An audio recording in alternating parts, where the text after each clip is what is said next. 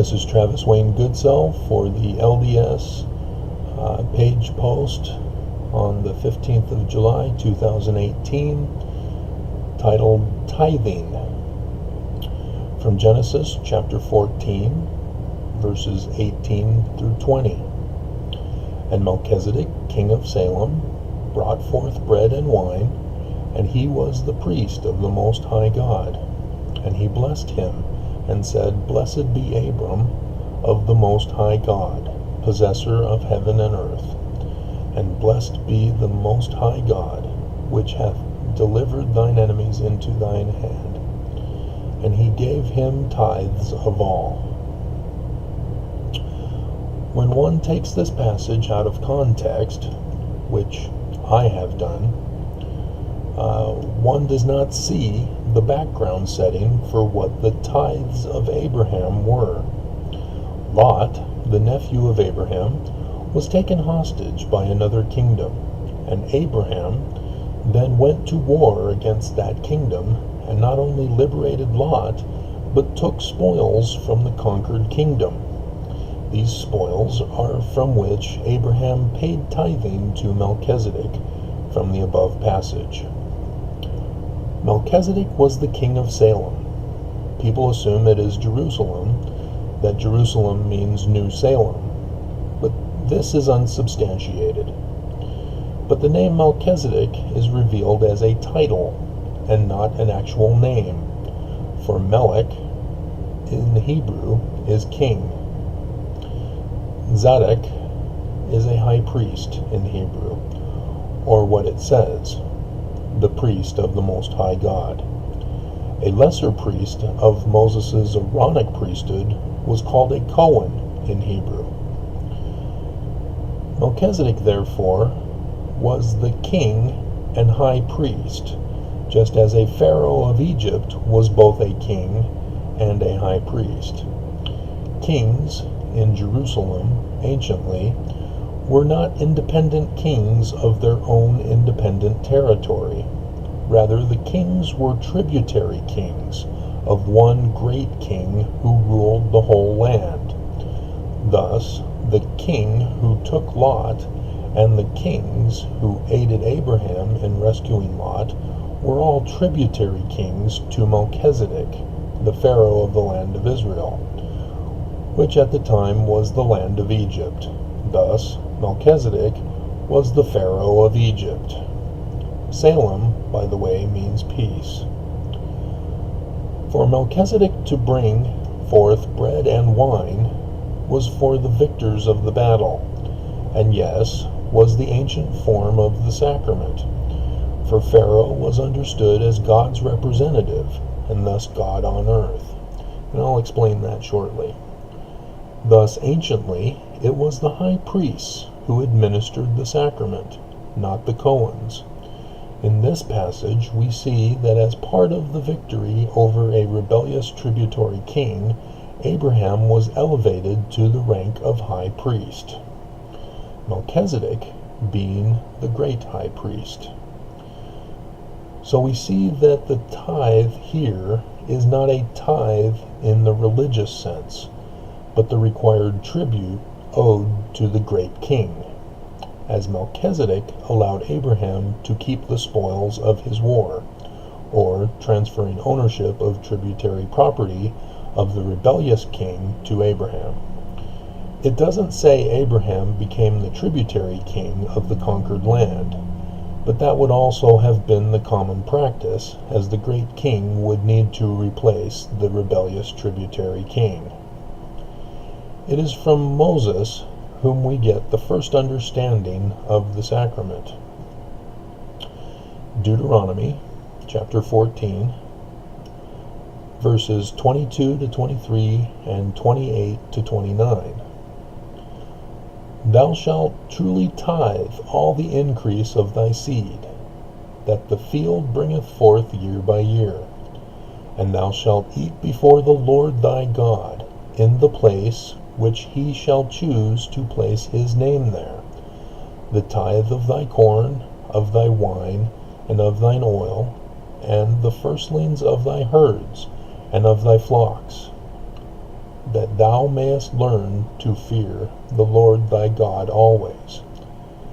At the end of 3 years thou shalt bring forth all the tithe of thine increase the same year, and shalt lay it up within thy gates.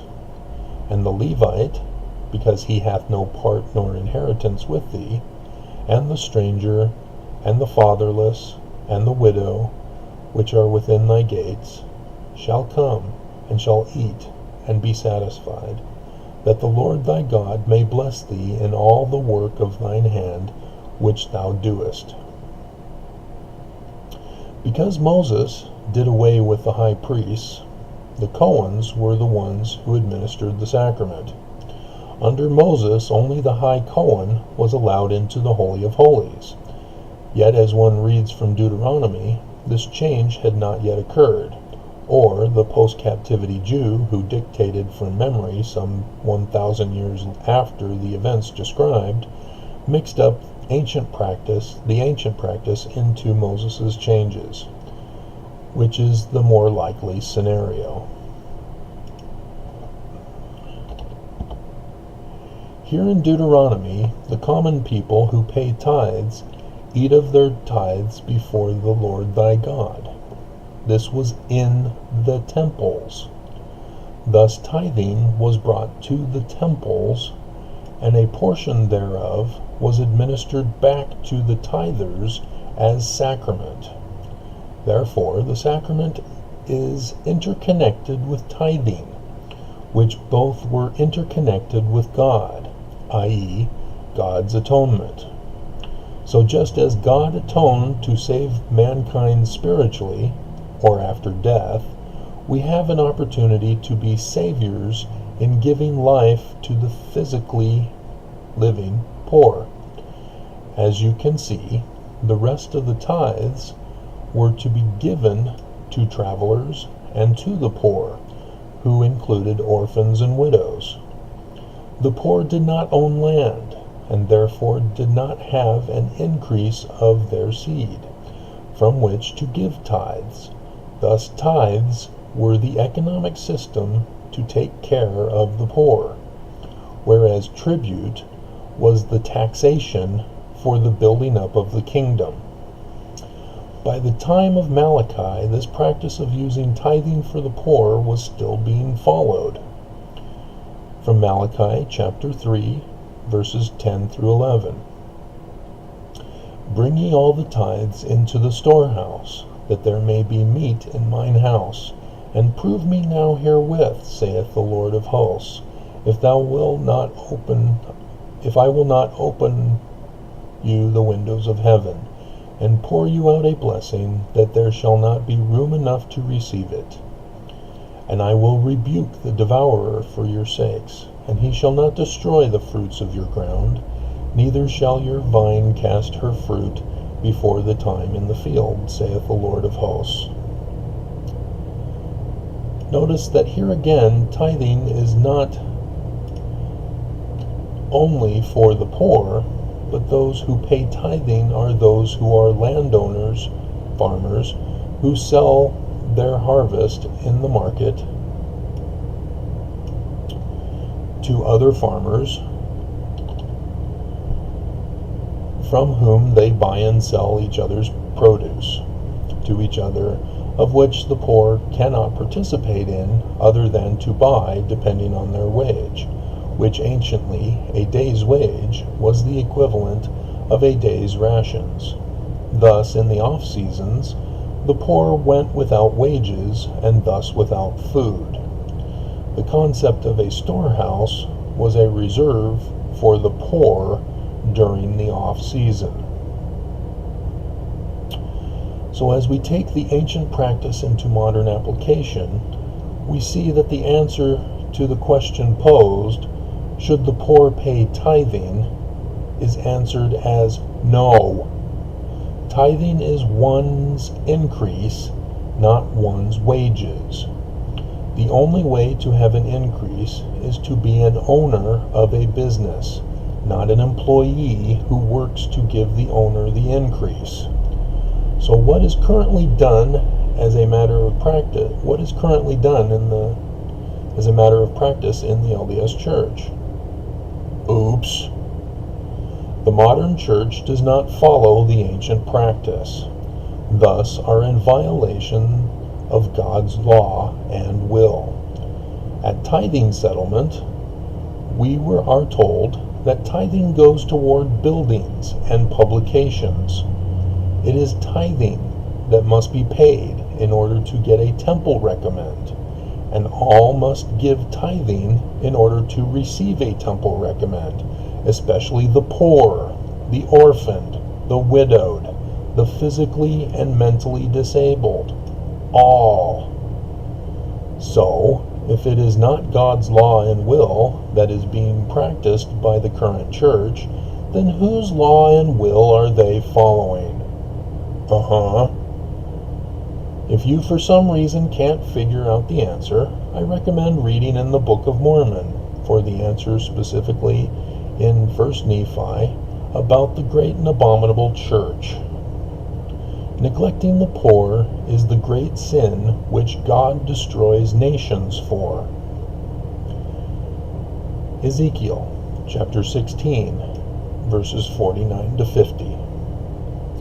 Behold, this was the iniquity of thy sister Sodom, pride, full of bread, and abundance of idleness was in her, and in her daughters. Neither did she strengthen the hand of the poor and needy. And they were haughty and committed abomination before me, therefore I took them as I saw good. Remember, the king of Sodom helped Abraham get Lot back, yet soon thereafter was so corrupt that God destroyed them.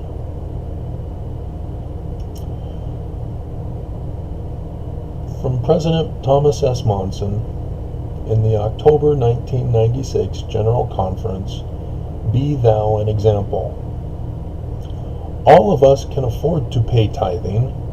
In reality, none of us can afford not to pay tithing. Monson's quote, "In reality," is an extortion threat. To blame those who cannot comply is abusive behavior, or in other words, is not Christ-like. Remember the Zoramites, who likewise denied the poor entrance into their synagogue, temple, because of their poverty. They were the builders of the synagogue, yet once they were unemployed, they were instantly poor, and as a consequence, the Zoramites were destroyed in the story.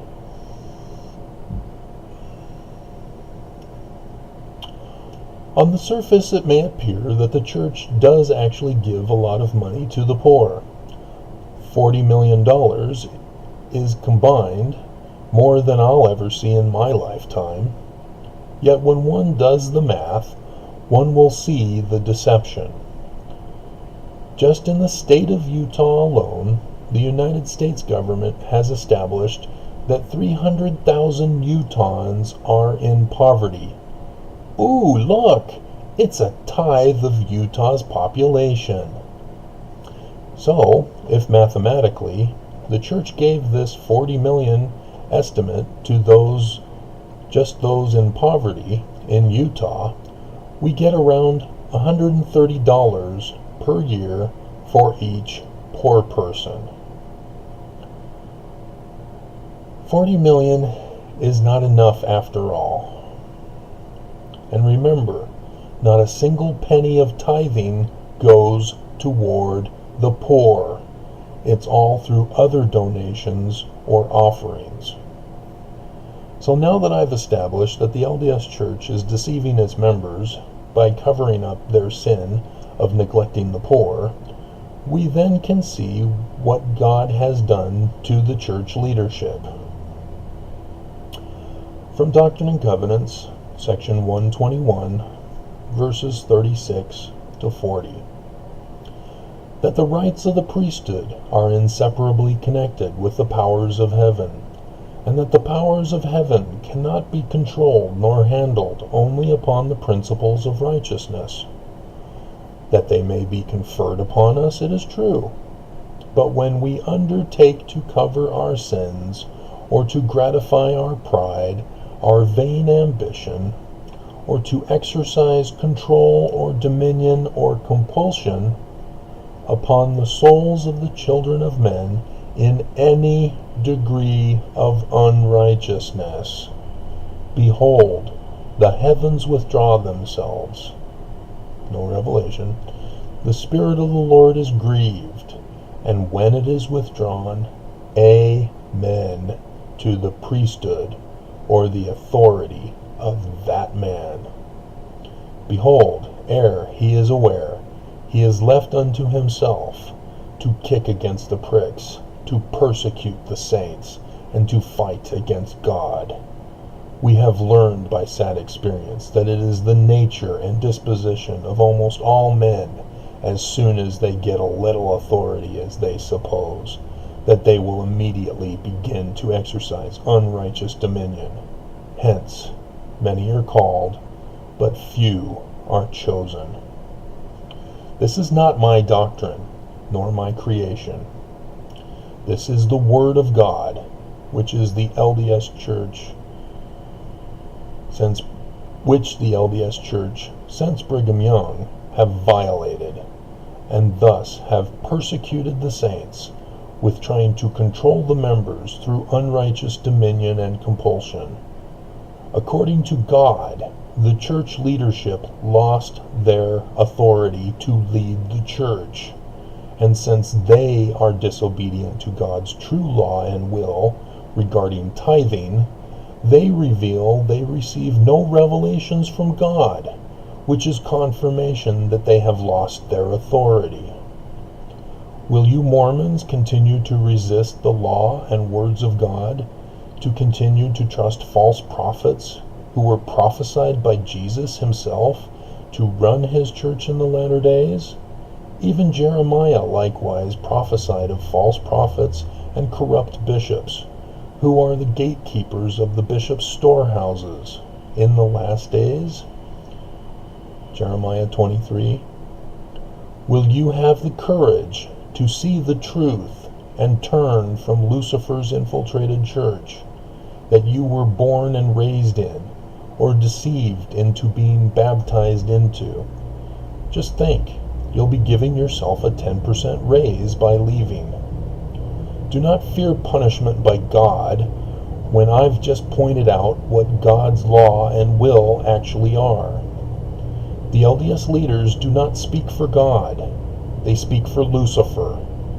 You don't actually want to belong to Lucifer's church, do you? Do you?